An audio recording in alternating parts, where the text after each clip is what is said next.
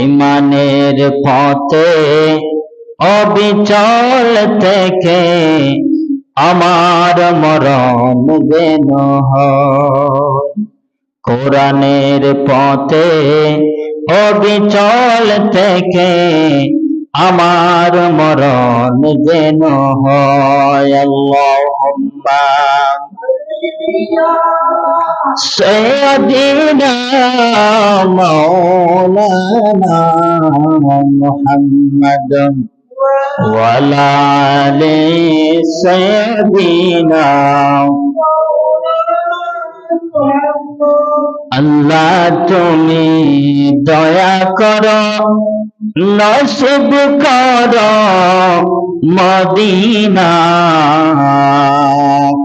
Medina শরীফ না দেখাইয়া কবর দেশে নিও না। আল্লাহুম্মা সাইয়্যিদিনা মাওলানা ওয়া আলা আলি সাইয়্যিদিনা।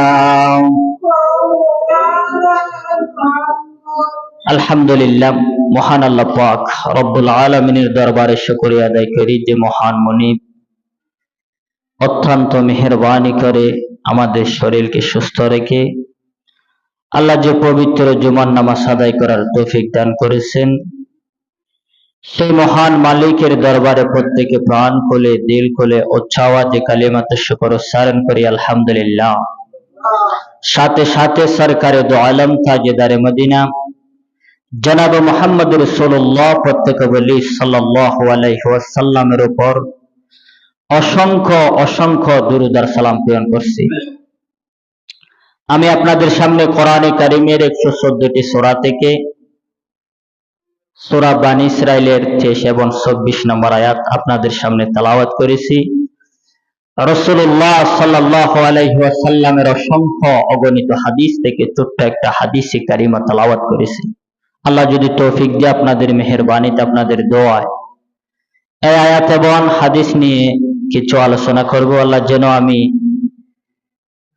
বলে এবং আপনাদেরকে শ্রবণ করে প্রত্যেককে আমল করার তৌফিক দান করুক। সকলে বলে আমিন। আজকের বিষয়কে সামনে রেখে যে আয়াতটা আপনাদের সামনে পাঠ করেছি, আসলে বাংলাদেশের জমিনে একজন সন্তান পৃথিবীর জমিনে আসার